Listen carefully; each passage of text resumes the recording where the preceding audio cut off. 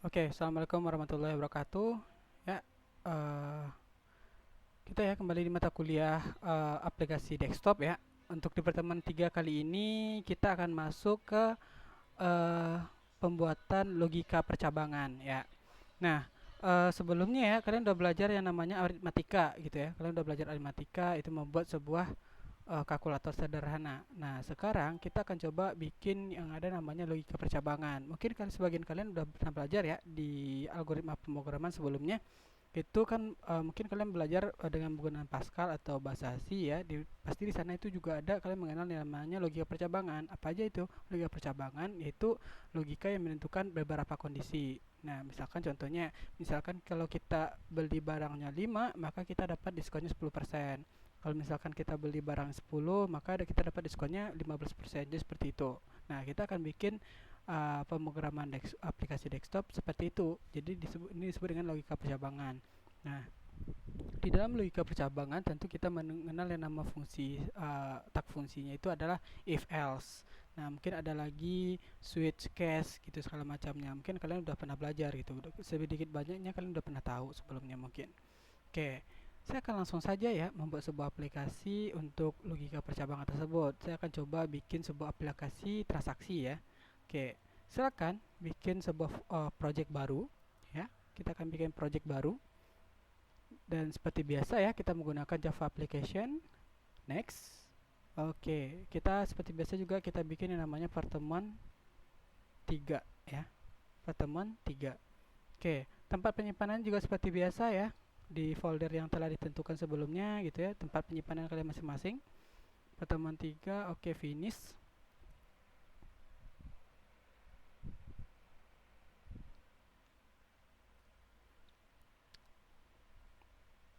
Oke, jadi kita akan menggabungkan ya proses aritmatika sebelumnya dengan logika percabangan. Nah, setelah project kita kebangun ya, kita akan bikin sebuah Java frame from ya seperti biasa. Oke, kita bikin di sini, klik kanan, ambil new, lalu Java frame from, JFrame from. Oke, kita akan bikin di sini uh, penjualan. Oke, penjualan, klik finish.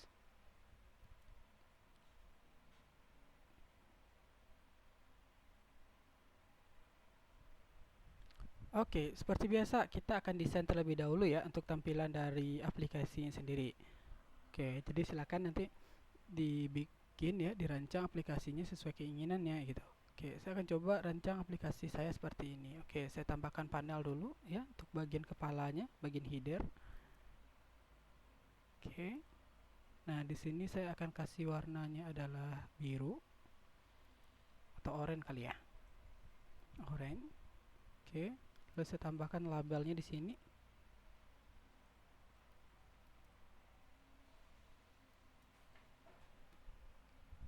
Oke, saya akan tambahkan di sini toko Dading Mang Oleh. Oke, ini saya terapkan di tengah center, lalu tulisannya saya perbesar, Times New Roman aja. Oke, bold, ukurannya 24. Oke. Oke. Untuk warna tulisan bisa kita ganti ya di foreground ya. Kita ganti warnanya jadi warna putih. Oke, warna putih.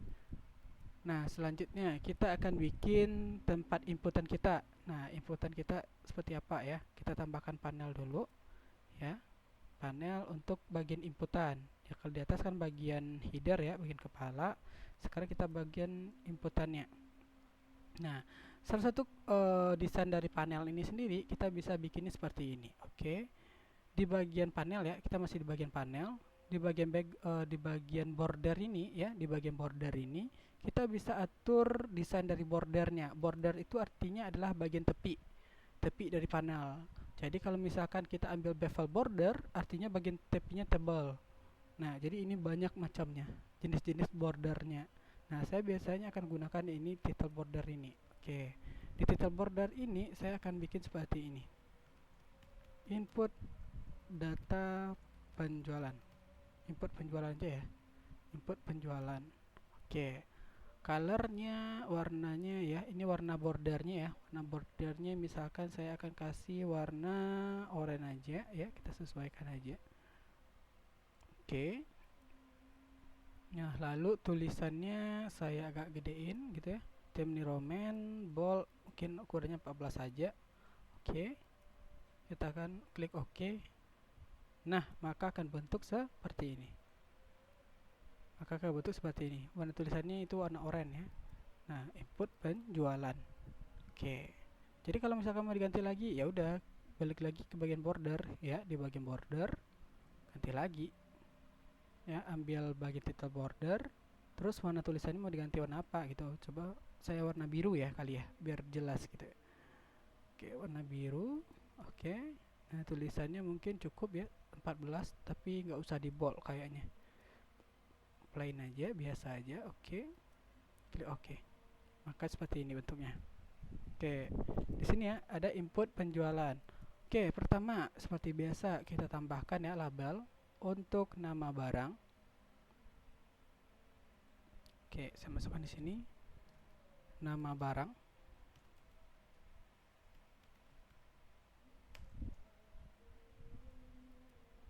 Oke, saya atur. Oke, selanjutnya kita tambahkan text field. Oke, seperti biasa ya kita pakai combo box saja. Combo box ya.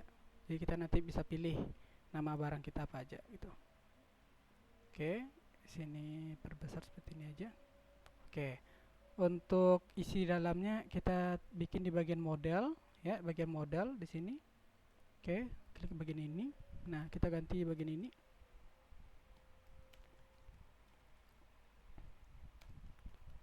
Pilih jenis odading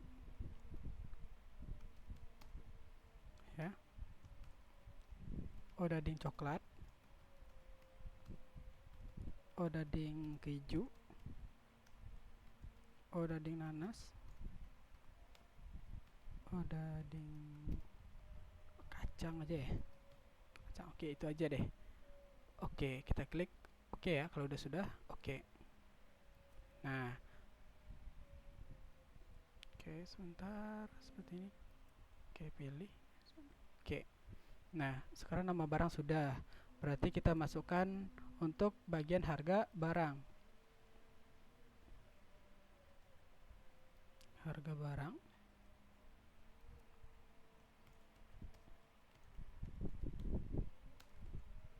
Oke, untuk harga barang kita pakai yang namanya text field. Oke, kita taruh di sini, kita sesuaikan ya. Nah, kita kosongkan dulu ya. Kita kosongkan dulu, boleh diklik ditekan F2 ya untuk mengkosongkannya, dihapus saja. Oke, jadi kosong. Nah, untuk pembuatan variabelnya pasti kita harus bikin variabel ya. Kita bikin variabel, kita kasih nama variabelnya ya, yaitu adalah harga. Ya, seperti biasa ya, hampir sama dengan latihan kita sebelumnya. Oke, selanjutnya sudah harga, berarti kita masuk ke jumlah belinya lagi.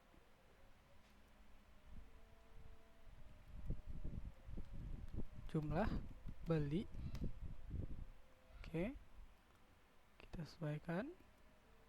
Nah, kita tambahkan di sini text field juga. Perbesar.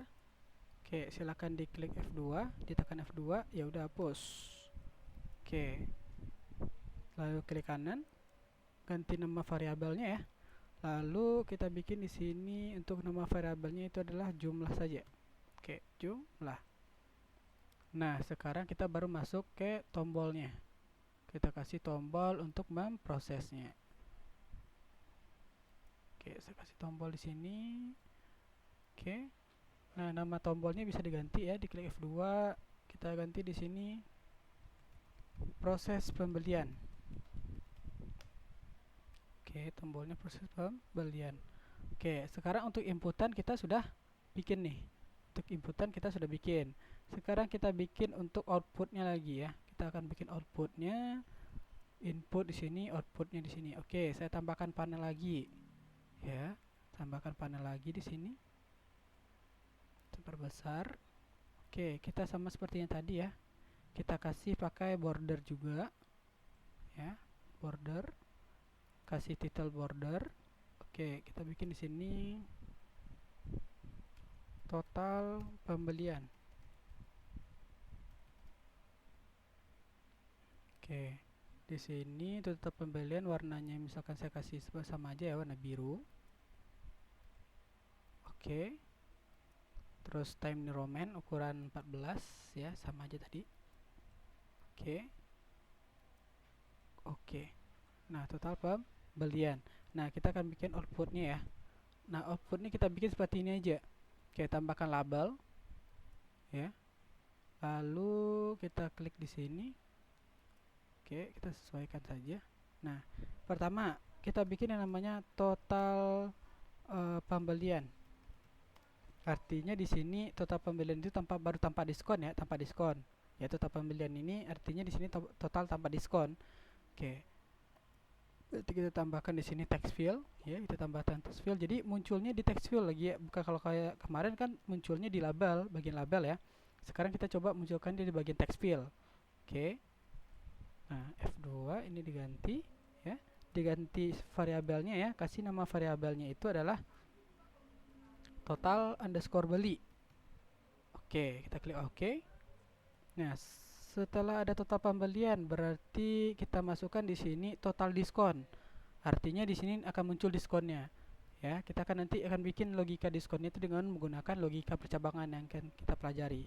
Ya, berarti di sini total diskon. Lalu tambahkan text field. Ya. Lalu perbesar. In F2 dihilangkan saja. Oke, klik kanan, kita ganti nama variabelnya itu total diskon. Oke. Nah, kalau di atas tadi ya total beli ya, total beli, yang ini total diskon. Lalu baru setelah itu udah ada total pembelian, total diskon, berarti di sini adalah total bayar. Total bayar artinya pengurangan antar belanja kita dengan diskonnya gitu ya. Berarti ini total bayar. Oke, samain aja. Tambahkan text field lagi di sini. Oke, kita kosongkan ya. Oke. Ganti variabelnya, kita ganti di sini adalah total underscore bayar. Ya. Kalau yang di atas tadi total beli ya. Ini total diskon, ini total bayar. Jadi proses kita akan muncul di dalam text field ini. Oke, sekarang karena sudah ada inputannya, sudah ada outputnya, berarti kita tinggal bikin prosesnya lagi. Sama seperti yang sebelumnya ya. Untuk prosesnya kita ketika klik tombol ini ya, nanti misalkan kita klik tombol maka akan muncul hasilnya. Gitu, berarti kita menggunakan yang namanya event ya. Klik kanan di bagian tombol event action per format.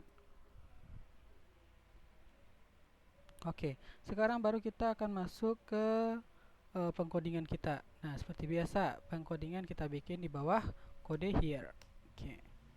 Nah, sekarang kita sudah bikinkan variabelnya, artinya berarti kita harus perkenalkan variabelnya terlebih dahulu. Oke, pertama variabel kita tadi untuk inputan ada dua ya, jumlah sama beli. Berarti pertama integer ya, integer int. Kalau yang mau menggunakan double boleh juga dipersilakan ya. Oke, saya bisa bikin di sini integer aja in. Oke, v underscore harga ya, saya akan perkenalkan dulu yang namanya variabel dari harga ya dengan v underscore harga. Saya bikin di sini integer titik parse in ya.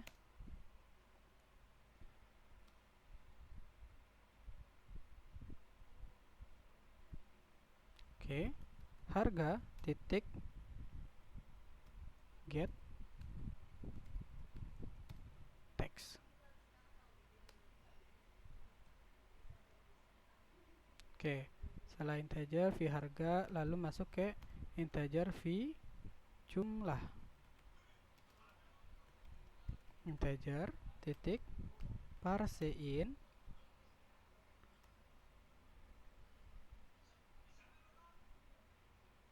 Saya bikin berarti di sini jumlah titik get text ya.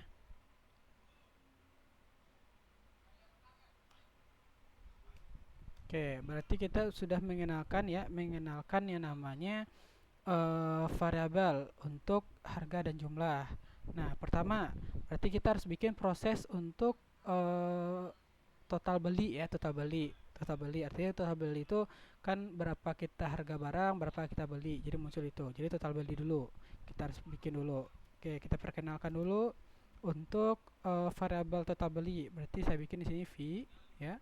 Total beli underscore beli ya sama dengan V underscore harga dikali ya, karena harga kali jumlah ya untuk mendapatkan total belinya ya, V underscore jumlah. Maka kita sudah dapat nih untuk total belinya. Sekarang berarti kita munculkan. Nah, bagaimana cara munculkannya? Sama seperti kemarin, kita menggunakan yang namanya set text ya. Oke, kita bikin di sini dulu total underscore beli ya, titik baru set text. Oke, karena kita menampilkannya di bagian text field, ya udah kita kosongkan seperti ini. Kita tambahkan plus, baru kita bikin v underscore total underscore beli. Oke, seperti itu. Maka di sini kalau misalkan kita jalankan, maka total belinya itu udah muncul. Jadi sudah muncul, dimasukkan harga, dimasukkan jumlah, maka akan muncul total belinya. Tapi diskonnya bagaimana? Diskonnya belum, karena kita belum bikin prosesnya. Sekarang kita akan bikin untuk diskon, proses diskonnya. Logikanya seperti ini. Jika pembelian kita itu barangnya ya, barang apapun, jika dibeli 5 ya, dibeli 5, rentangnya dari 5 sampai 9 ya. Kalau pembelian barangnya dari 5 sampai 9, jumlahnya 5 sampai 9, maka kita akan mendapatkan diskon sebesar 10%. Jika lebih dari itu ya, jika lebih dari 9 artinya jika lebih sama dengan 10 gitu ya, maka akan dapat diskonnya itu sebesar 15%. Jadi kita akan bikin logikanya seperti itu. Oke, tapi kita harus perkenalkan dulu nih apa variabel diskonnya dulu. Oke, saya akan bikin di sini integer v sama dengan diskon ya, v diskon. Oke, di sini untuk perkenalannya kita nggak bikin integer per se in ya, kita tidak bikin integer per se in karena dia bukan tipe inputan kita. Apakah kita nginput diskon? Tidak ya. Jadi diskon itu kan dapatnya dari proses logika kita. Jadi kita tidak bikin integer per se in di sini. Nah, lalu bagaimana untuk memperkenalkannya? Jadi untuk memperkenalkannya cukup kita bikin sama dengan 0. Jadi kita ibaratkan dia itu bernilai 0 dia terlebih dulu. Ya, jadi diskon itu bernilai 0. Artinya sebelum inputan diskon kita itu bernilai 0. Nah, baru kita bikin logikanya. Nah, untuk logika di sini, logika percabangan, saya akan menggunakan if else, artinya jika maka. Nah, saya akan bikin seperti ini. If ya, jika v underscore jumlah ya, jika pembeliannya, jumlah pembeliannya yaitu besar sama ya, besar sama. Jadi jangan dibalik ya, sama besar gitu nggak boleh. Jadi artinya di sini besar dulu ya, besar itu ditandai dengan sudut siku ke kanan ya, besar sama ya, besar sama dengan 5. Nah, jika rentangnya kita kan mau bikin ya dari 5 sampai 9 ya. Jika 5 sampai 9 artinya besar sama dengan 9 dan ya, dan berarti dari 5 sampai 9 berarti kan kecil sama dari 9. Maka kita bikin lagi v underscore jumlah ya. Berarti di sini kecil sama ya dari 9. Kita bikin seperti itu. Oke. Baru setelah itu kita bikin prosesnya apa yang muncul gitu. Jika dimasukkan jumlahnya 5 dan kecil dari 9, maka apa hasilnya? Yaitu v underscore diskon ya, baru kita bikin hasilnya. V diskon yaitu apa? Apa hasil dari v diskon? Nah, diskon didapat dari proses mana? Yaitu jumlah pembelian kita ya, total pembelian kita itu dikurang dari 10% dari pembelian kita gitu, total pembelian kita. Misalkan gini, kalau misalkan kita belanja sebesar 10.000 ya, kalau misalkan diskon kita 10%, artinya diskon kita itu adalah sebesar 1000 gitu ya. Jadi munculnya adalah 1000. Maka bikin logikanya adalah V underscore total beli ya. Total beli ya. Di sini dikali 10 per 100. Nah, jadi bikin seperti itu untuk total. Nah, kalau misalkan saya tidak ingin pakai 100 di sini, saya pakainya bisa boleh dengan mengganti jadi 0,1. 0,1. Tapi karena tipe kita adalah integer, maka ini kan error. Nah, 0,1 seperti ini hanya boleh digunakan untuk tipe data double. Makanya harus diganti dengan double. Jadi kita harus sesuaikan dengan tipe data kita gitu. Kalau misalkan di sini tipe data kita adalah integer, maka kita harus bikinnya adalah di sini untuk persenan ya. 10 per 100. Lalu kenapa per 100 yang di luar, Pak? Ya, logika gini. Berarti kan kita harus kalikan dulu ya. Total belinya dengan 10 baru kita bagi 100 hasilnya. Jadi seperti itu. Jadi guna kurung kurawal ini ya, fungsinya ada ini. Kalian saya sih kalian udah pernah belajar nih, kalau di bahasa C di Pascal kalian pasti udah ngerti penggunaan kurung ini di dalam proses aritmatika. Nah, berarti di sini untuk fee diskon ya, untuk pembelanjaan dari 5 sampai 9 maka akan dapat diskon 10%. Nah, bagaimana kalau misalkan lebih dari 9 ya, artinya 10 sampai seterusnya ya, maka kita tinggal bikin ini seperti ini ya. Ini saya kopikan aja ya, jadi nggak perlu ngetik lagi.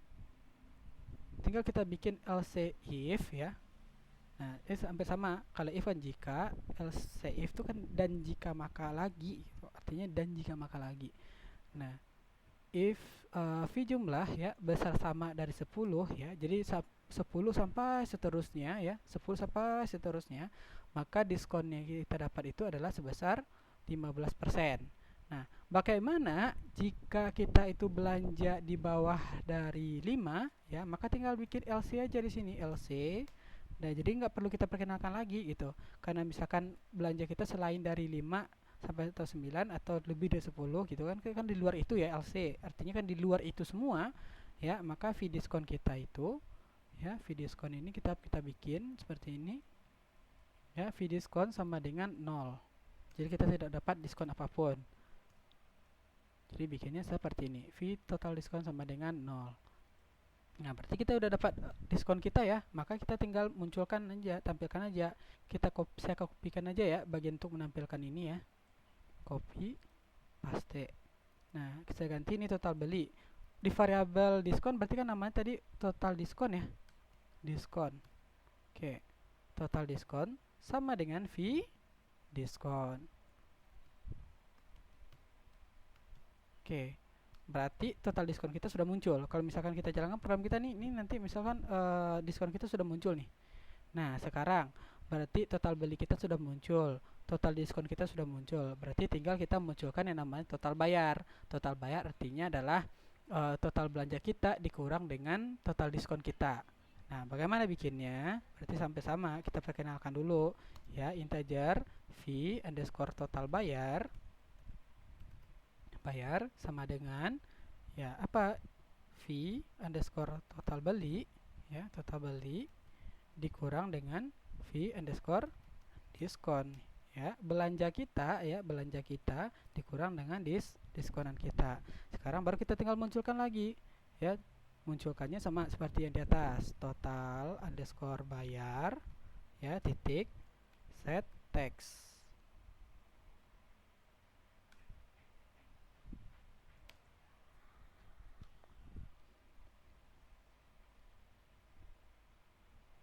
Oke, tambah v underscore total underscore bayar.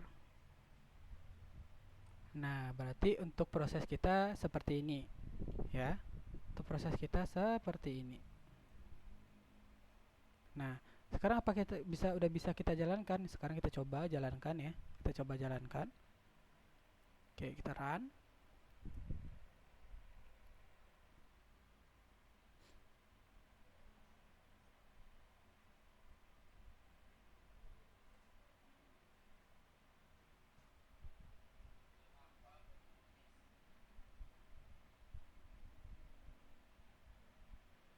Oke, sekarang kita akan coba tampilkan ya.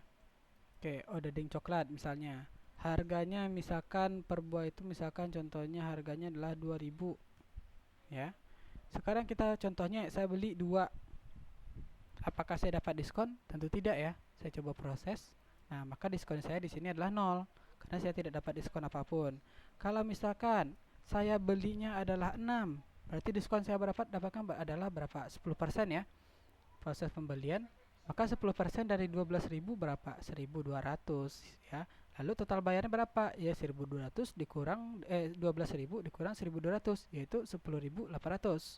Nah, bagaimana kalau belanja saya itu misalkan 20, berarti berapa diskon ke saya? Itu artinya 15%. Ya, saya coba proses, maka dapatlah hasil seperti ini. Kalau misalkan 20 kali 2000 berarti 40.000 ya. Nah, 15% dari 40.000 itu adalah 6.000, maka total bayarnya adalah 34.000. Jadi seperti itu. Jadi seperti itu proses dari logika percabangan. Nah, jadi di sini kita sudah bisa bikin nih gitu. Misalkan nanti mungkin bisa dikembangkan lagi, misalkan ada diskonnya atau mungkin ada lagi promonya, boleh ditambahin gitu. Misalkan ada promo, mungkin promo akhir bulan, berarti diskonnya berapa gitu. Mungkin promo keluarga mungkin bisa dibikin seperti apa gitu ya. Jadi sederhananya seperti ini gitu logikanya. Oke. Saya rasa cukup ya untuk praktikum kita hari ini. Boleh dikembangkan seperti apa bentuk aplikasinya, namun sederhananya dasarnya adalah seperti ini. Oke, saya cukupkan untuk pertemuan hari ini ya. Silakan dipelajari dan silakan dicobakan. Oke, saya cukupkan. Assalamualaikum warahmatullahi wabarakatuh.